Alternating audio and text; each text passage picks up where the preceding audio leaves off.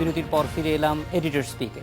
উদ্বোধনের 1 বছরেই 7.5 কোটি টাকা আয় করেছে বঙ্গবন্ধু সাফারি পার্ক।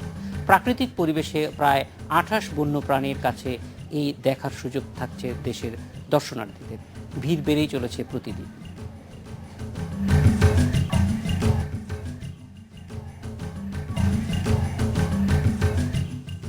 গভীর বনে বন্যপ্রাণীর দুরন্ত বনা এখন ভাওয়ালের শালবনে।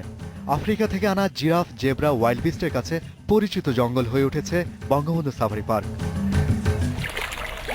পার্কের ফেন্সি কার্ভ গার্ডেনে মাছের দুষ্টুমি মন কেড়ে নেয় সব বয়সী মানুষের। কার্ভ জাতীয় রঙিন এ মাছগুলোকে পানির ওপর থেকে ডাক দিলেই ছুটে আসে কাছে। উদ্দেশ্য একটাই, খাবার চাই। একটু এগুলেই কুমির বাড়ি। অগ্রহায়ণের মিষ্টি রোদ ভীষণ পছন্দ তার। শান্ত খাঁচায় বন্দি অজগর রোদ পোহাচ্ছে বেশ আয়সীভাবেই। মুক্ত পরিবেশে থাকার কথা থাকলেও নিরাপত্তার স্বার্থে ছোট্ট এই ঘরে দিন পার করতে হচ্ছে এই সরীসৃপদের। নীলকণ্ঠ ময়ূরের রাজ্য গেলে ভুলে যেতে হয় আমাদের প্রকৃতি থেকে বর্ণিল এ প্রাণীটির হারিয়ে যাবার কথা। প্রায় শখানেক ময়ূর কাছে আসে বন্ধু ভেবে। পার্কের সবচেয়ে আকর্ষণীয় প্রাণী ডোরাকাটা বাঘ ও সাউথ আফ্রিকান সিংহ। দর্শনার্থীদের খাঁচায় ঢুকে তাদের ডেরায় যেতে হয়। সাবধান, একটু অসতর্ক হলেই সিংহের ধাওয়া। 263 কোটি টাকায় বরাদ্দ নিয়ে 3,500 একরেরও বেশি এলাকা জুড়ে গত বছর যাত্রা শুরু করে পার্কটি। 60% কাজ শেষ হয়েছে এরই মধ্যে।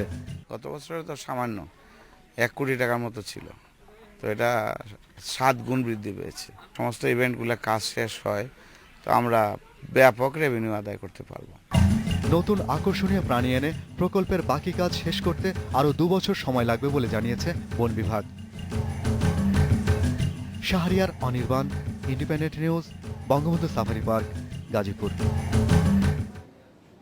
এ বিষয়ে কথা বলতে আমাদের সঙ্গে যোগ দিচ্ছেন বন সংরক্ষক তপন কুমার দে। জনাব তপন, আপনাকে স্বাগত। আমরা প্রথমেই জানতে চাইব যে পরিপূর্ণভাবে এটি যখন কাজ শেষ হবে তখন আসলে এখনকার চাইতে কি কি জিনিস বেশি থাকবে?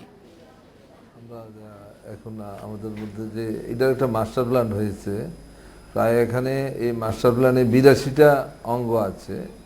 আমরা এখানে যে কাজগুলা মানে এখন এক্সিবিট হিসাবে আছে প্রায় 30টা কাজ করছি। তো আমরা এর মধ্যে আমরা পরিপূর্ণ যে আমাদের সেখানে একটা কেবল কার হবে, যাতে করে ওই কেবল কারের মাধ্যমে বিভিন্ন যে টাইগার সাফারি, লায়ন সাফারি বিভিন্নগুলো লোকজন দেখতে পারবে। তারপর একটা চিলড্রেন পার্ক হয়েছে, এটা প্রায় আমরা আগামী 3-4 মাসের মধ্যে চালু করতে পারবো।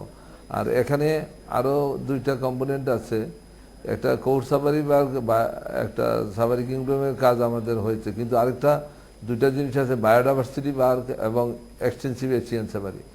বায়োডাইভার্সিটি পার্কে আমরা সারা দেশের যে ফ্লোরাল বায়োডাইভার্সিটি, গাছগাছার যে বৈচিত্র্য এবং যে বনাঞ্চলগুলো আলাদা বনাঞ্চলে যে এগুলো ফুটিয়ে তুলব, এবং সেখানে আমাদের দেশের যে এক্সটেন্সিভ এশিয়ান সাফারিতে যে সমস্ত প্রাণীগুলা আছে নেচারে সবগুলো সেখানে দেখা যায়। সুতরাং আমাদের এখানে যেই প্রাণীগুলি আছে যেগুলি বিলুপ্ত প্রায়, সেগুলি কি এখানে সংরক্ষণের কোনো উদ্যোগ আপনারা নিচ্ছেন?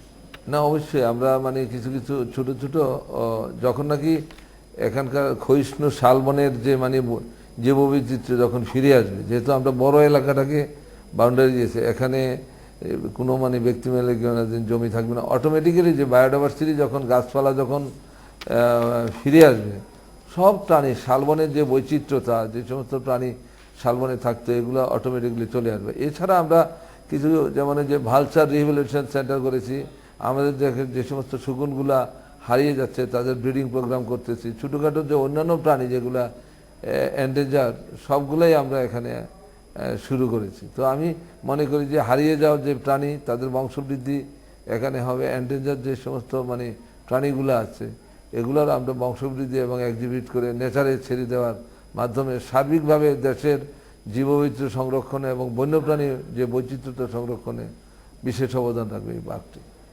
মানুষকে আকর্ষণ করবার জন্য কি কোনো প্রচারণা আপনারা হাতে নিচ্ছেন? হ্যাঁ, আমরা যেহেতু আমাদের যে মানে বিভিন্ন যে এক্সিবিটগুলো আছে, কম্পোনেন্টগুলো এখনো অসমাপ্ত আছে কোথায় কোথায়, আমরা এগুলো যদি শেষ হয়ে যায়, আমরা কি ইতিমধ্যেই বিভিন্ন মিডিয়া থেকে মানে বিভিন্ন প্রচারণা তারা হেল্প করছে, কিন্তু আমরা চাই যে আরো বড় আকারের যে প্রচারণা, এবং আমরা আগে অ্যাপ্রোচ শ্যুটটা আমাদের ভালো নেই, এবং অ্যাপ্রোচ শ্যুটগুলো করার জন্য আমরা এলজিডি এবং সড়ক অধিদপ্তরকে আমরা মানে রিকোয়েস্ট করেছি অ্যাক্সেসিবিলিটি আরো যদি হয়, এবং মানুষের যে মানে যে ভিড় কমানো বা জনাব ইয়ে করার তপন জন্য। কুমার দে, আপনাকে অনেক ধন্যবাদ। এই ছিল আজকের এডিটর স্পিকে। আমন্ত্রণ আমাদের পরের আয়োজন।